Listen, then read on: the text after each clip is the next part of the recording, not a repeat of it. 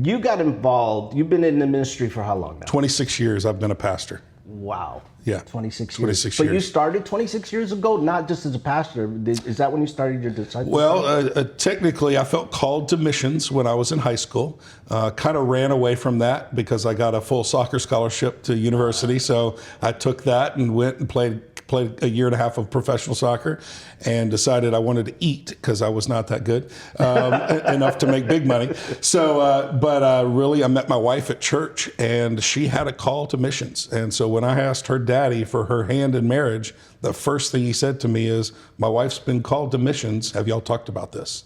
And I said, yes, sir, we're going to do it together. So we paid off debts, took off to the mission field, spent almost a year in Africa as missionaries. In Gambia, right? Gambia. Gambia. Yeah, Gambia, West Africa. I'm Italian, so it's a Gambia. Fair enough. Like fair shrimp, enough. yeah. Gambia. Gambia. Gambia, yes, West yeah. Africa. And how long did you stay in West Africa for? Just a little less than a year. We were there with a group called Youth with a Mission. We lived on a mission boat. The boat, it was a yacht, not a yacht, it was an old cruise boat from the 20s, turned into a mission boat. They had operating rooms for doctors, and they had multiple things that could happen off of this boat. So they pull into port, serve the community love, and bring the love of Christ. So, yeah. And that's where you and Jennifer, which is your wife's name, got your start in training in ministry? Yeah, we went to their discipleship training school, which is the first thing you have to go through with YWAM, is the organization, Youth with a Mission. Yeah.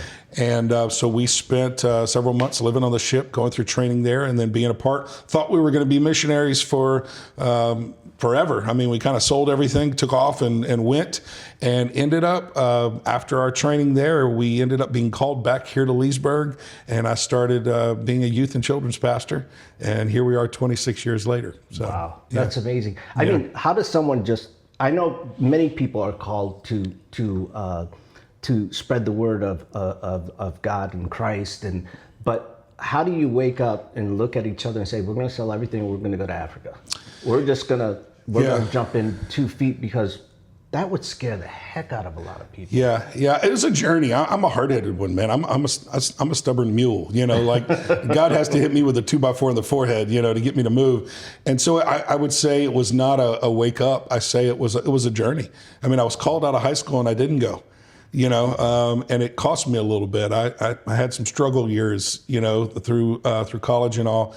And then, you know, meeting my wife and coming back to, and so it was a journey, I think, of surrendering to a calling that was there for a long time. So I'm not sure it was a wake up moment as much as it just started to blossom inside of me. This is who you are. You know, I have a firm belief that God does not create people, step back and go, what the heck am I supposed to do with that one? Right? That's not how this works. I think he said that about me. No, I don't believe that. I believe that his story, he is orchestrating this grand narrative of his story. And so he designs each of us. And he gives us a certain personality and certain giftings and certain abilities, because there's a part of his story that he would like to play. Now, our pride and our sin wants to do it our own way. We want to do our own story and our own version of that. And so part of the journey of following Jesus is really surrendering to his version of the story, which includes the way he made us and the purpose that he has. So I think it was a journey of surrender. Yeah. So, you know, when I was younger, just like you, but I grew up Catholic or whatever. Right. It was in all these churches, but mainly Catholic in the house. And I wanted to be be a priest. But all of a sudden, I found out they couldn't get married, so I was like, "No, that's out." Done. I like girls. I like women. Absolutely, yes. And then getting kicked out of catechism on my first day. That doesn't help. I'm like, okay. Yeah, that didn't help too much. But there's always been a calling. But I wish I had the ability that when I see you up there and you can quote and you can and you read right from the Bible. It's not like you make up stories. Because let's go back a little bit.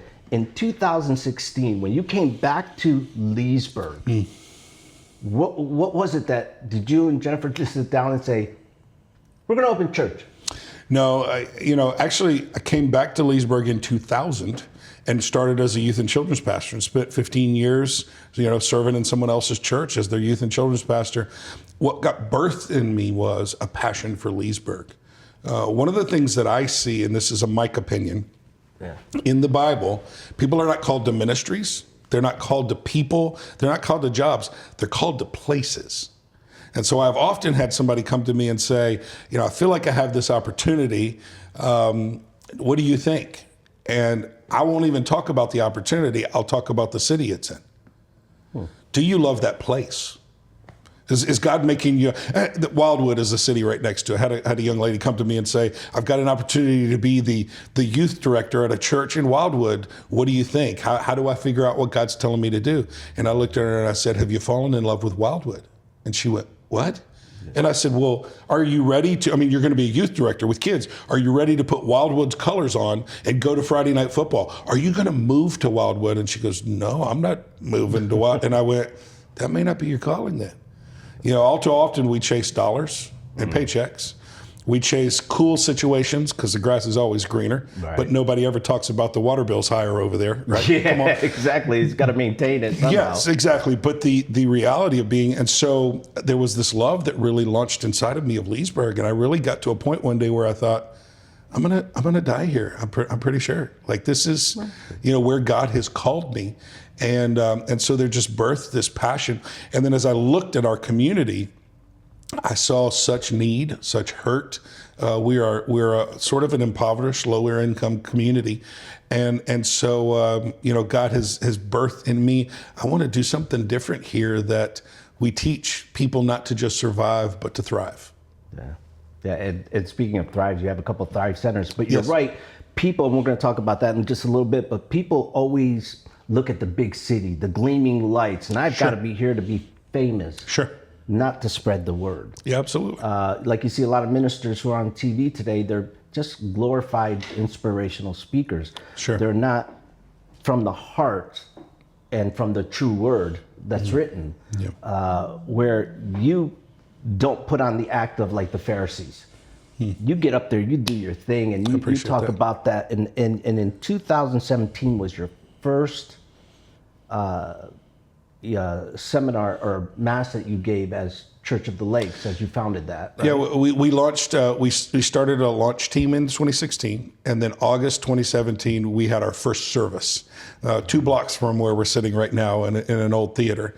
And I give a lot of credit. There's a group called Association of Related Churches that taught us how to launch a church well. And in a lot of ways, it was a franchise. It was, here are systems, here are things to do this well. Most pastors are not great businessmen.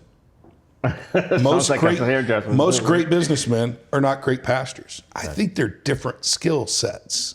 And there's probably not enough taught about that in seminary.